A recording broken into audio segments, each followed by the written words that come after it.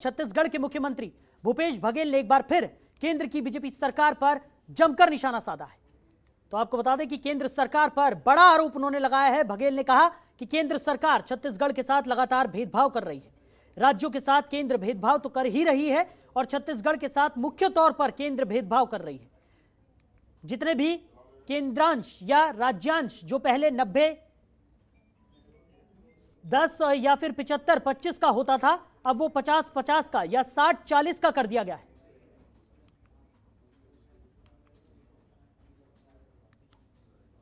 तो भेदभाव कर ही रहा है, जितने भी राज्यों के साथ भी कर रहा है और छत्तीसगढ़ के साथ तो विशेष तौर पे कर रहा है। जितने भी पहले केंद्रांश और राज्यांश जो कभी 90, 10 और 75, 25 का रहता था, अब वो 50, 50 का या 60, 40 का कर दिया गया। उससे काफ़ी भार राज्यों पे पड़ रहा है।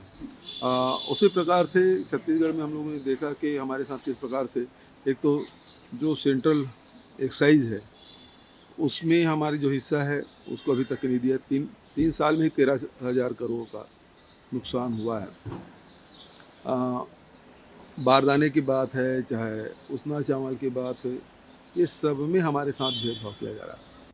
तो मुख्यमंत्री भूपेश बघेल की अध्यक्षता में राज्य कैबिनेट की बैठक हुई। मुख्यमंत्री निवास में 13 दिसंबर से शुरू हो रहे विधानसभा के शीतकालीन सत्र में पेश किए जाने वाले विधेयक समेत अन्य महत्वपूर्ण मुद्दों पर चर्चा की गई। बैठक में सत्र के दौरान पेश किए जाने वाले अनुपूरक बजट को लेकर भी चर्चा की गई। शीतकालीन सत्र में सरकार राज्य में चल रहे हुक्का बार पर रोक को लेकर विधेयक पेश करने पर चर्चा की गई। कैबिनेट की पिछली बैठक में इस पर मुहर लग चुकी है।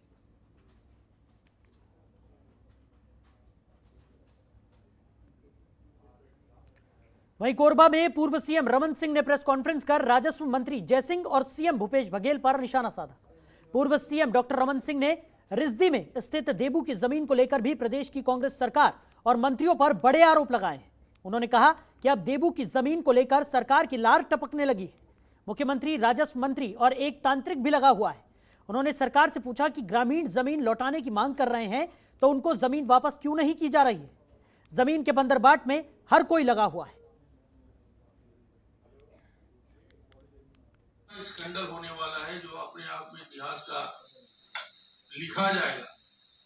देबू का जो पूर्व से अधिकृत रूप से रिसदी के जमीन है, उस जमीन पर अब लार टपक रहा है। राजस्व मंत्री भी लगा है, मुख्यमंत्री भी लगा है, एक कोई तांत्रिक भी लगा है। अद्भुत बात, ऐसा गठजोड़ दुनिया में कभी। वो जमीन कब की जमीन, किसकी जमीन लौटाना ही है। बहुत दया करें, किसानों को लौटाएं जिसके लिए वो आंदोलन कर रहे हैं। ये आरोप मेरी नजर में सही नहीं है, क्योंकि ये जमीन का अधिग्रहण देबू पावर इंडिया लिमिटेड के लिए आपका 1998 में हुआ था और इसमें आपका जब उसका अधिग्रहण हुआ तो पावर प्लांट के लिए इसका अधिग्रहण किया गया था और उसके बाद वहां पावर प्लांट नहीं लगा तो उसके बाद इसको सरकार ने जो नजूल भूमि थी, जो सरकारी भूमि थी, उसका जो कंडीशनें थी वो उसने फुलफिल नहीं की तो उसका आदेश स्वयं निरस्त हो गया। और प्राइवेट जमीन का मुआवजा तो उसने दिया था लेकिन उसका नामांतरण नहीं हुआ था। प्राइवेट जमीन जो किसानों की जमीन थी उसका मुआवजा दिया लेकिन उसका नामांतरण की कार्रवाई नहीं हो पाई थी, इसलिए किसान उसमें अभी भी कुछ जगह काबिज है, कुछ जगह पड़क भूमि है। वो तो बढ़ते हैं आगे, बात करते हैं छत्तीसगढ़ की। छत्तीसगढ़ के गरियाबंद जिले में लंबे समय बाद नक्सलियों ने एक बार फिर से उत्पात मचाया है। सिंचाई विभाग अमली पदर थाना क्षेत्र के पीपल खुटा में 4 करोड़ रुपए की लागत से टैंक निर्माण और कैनाल निर्माण का कार्य कराया जा रहा है। ठेका कंपनी एस कुमार कंस्ट्रक्शंस की गाड़ियां व मशीनें वहां खड़ी थी। हथियारबंद नक्सली निर्माण स्थल पर पहुंचे और एक chain mountain, 2 exhaust machine, tanker, tractor सहित कुछ अन्य वाहनों में आग लगा दी। तो नक्सलियों ने 7 से ज्यादा वाहनों को आग के हवाले कर दिया। तो सिंचाई विभाग के अफसरों ने घटना की पुष्टि की है। 8 तारीख को अमलीपदर थाना क्षेत्र है, वहाँ पे गांव है पीपल खूटा। वहाँ पे शाम के लगभग 6-5 वर्दीधारी और हथियारबंद नक्सली आकर वहाँ पे इरिगेशन का एनीकेट का काम चल रहा था। उनमें से उनकी जो गाड़ियाँ थी, उसमें एक गाड़ी जेसीबी, एक ट्रैक्टर और मिक्सर मशीन को आग के हवाले कर दिया गया। और इसमें ये आया है तथ्य कि ये एनीकेट जो चल रहा था शासकीय काम था और इसको एक प्राइवेट ठेकेदार जो कि नया पारा का रहने वाला है वो इस कार्य को कर रहा था। जल संसाधन विभाग के द्वारा लगभग 4 करोड़ रुपए की लागत से चेक डैम का निर्माण करवाया जा रहा था और इसी चेक डैम निर्माण के काम में जो वाहन यहाँ पर लगी थी काम में, इस वाहन को बीती रात नक्सलियों ने आग के हवाले कर दिया है। जनतंत्र टीवी की टीम इस वक्त ग्राउंड जीरो पर पहुंची है और हम यहाँ का आपको नज़ारा दिखाएंगे। देखिए किस तरीके से पूरे वाहनों को नक्सलियों ने आग के हवाले कर दिया है। और जानकारी यह भी लग रही है कि यहाँ के जो मुंशी है वो भी यहाँ से लापता है। हालांकि इस पूरे बात को लेकर आधिकारिक पुष्टि नहीं हुई है, लेकिन हम बताना चाहेंगे कि नक्सलियों ने यहाँ पर पहुंचकर बीती रात पूरे वाहनों पर आगजनी की है और इस पूरे मामले को लेकर यहाँ पर पूरे पुलिस बल भी पहुंचकर लगातार सर्चिंग अभियान चालू कर दी है। और किस तरीके से यहाँ पर नक्सलियों ने उत्पात मचाया इसका नज़ारा स्पष्ट दिख रहा है। और इस पूरे मामले पर गरियाबंद के एसडीओपी भी मौके पर पहुंचे हैं और पूरे जंगल का सर्चिंग अभियान शुरू कर दिया गया है। और बता दें कि पीपल खूटा के यह निर्माण कार्य में जल संसाधन विभाग के द्वारा लगभग 4 करोड़ रुपए से यह जो निर्माण कार्य है यह चल रहा था और निर्माण कार्य में जो वाहन लगी थी उस वाहनों को नक्सलियों ने आग के हवाले कर दिया है। अब देखना होगा कि इस पूरे मसले को लेकर पुलिस किस तरीके से छानबीन कर रही है, यह तो देखने वाली बात होगी। मनमोहन नेताम, जनतंत्र टीवी, ग्राउंड जीरो से। तो गरियाबंद में नक्सली अपनी हरकतों से बाज नहीं आ रहे हैं और इसी खबर पर ज्यादा जानकारी के साथ हमारे सहयोगी मनमोहन नेताम हमारे साथ जुड़ गए हैं। मनमोहन, क्या कुछ निकलकर सामने आ रहा है जिस तरीके से हथियारबंद नक्सली निर्माण स्थल पर पहुंचे और आगजनी वहां पर की है?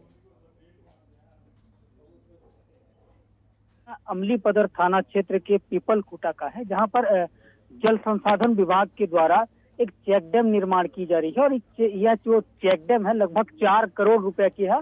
और यह चेक डैम निर्माण के बाद नक्सली उस स्थान में आए और जो वाहन लगी थी कार्य में, निर्माण कार्य में, 4 वाहनों को आग के हवाले कर दिया। बता दूं साहिल कि जब जब गरियाबंद जिले में किसी नए एसपी का नियुक्ति होती है तब यहाँ के जो नक्सली हैं वो अपनी उपस्थिति दर्ज कराते हैं। बता दूं कि 2 दिन पहले नए एसपी का यहाँ पर पदस्थापना हुई है, उसके बाद नक्सलियों का कहीं न कहीं ये उपस्थिति दर्ज कराने जैसी घटना है। तो जाहिर सी बात है इस पूरे मामले को लेकर आज गरियाबंद के एसपी जे.आर. ठाकुर पहुंचे हैं और वो लगातार जंगल का सर्चिंग अभियान शुरू कर दिए हैं। जी मनमोहन, वहीं अगर बात की जाए जिस तरीके से अभी हाल फिलहाल के दिनों की अगर हम बात करें तो ऐसा नजर आ रहा था कि नक्सलियों की जो हरकतें हैं वो उनमें कमी यहाँ पर दर्ज की गई थी और लगातार ये देखा जा रहा था कि नक्सली इतने ज़्यादा एक्टिव अब नहीं रहे हैं, लेकिन एक बार फिर से इस बड़ी घटना को यहाँ पर नक्सलियों ने अंजाम दिया है। तो क्या माना जाए कि एक बार फिर से नक्सली एक्टिव होते हुए नजर आ रहे हैं?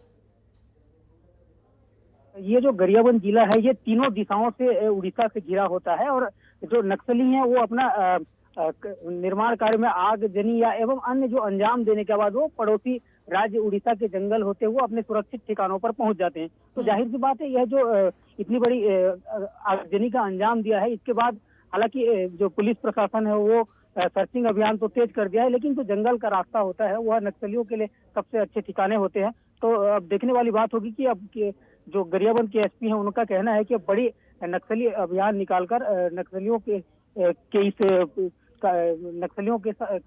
कार्यक्रम में ये कर दिया जाएगा। जी चलिए मनमोहन, हमारे साथ जुड़ने के लिए, इस तमाम जानकारी के लिए आपका बहुत शुक्रिया। खबरों के निष्पक्ष विश्लेषण के लिए सब्सक्राइब करें Jantantra TV and press the bell icon. Never miss any update.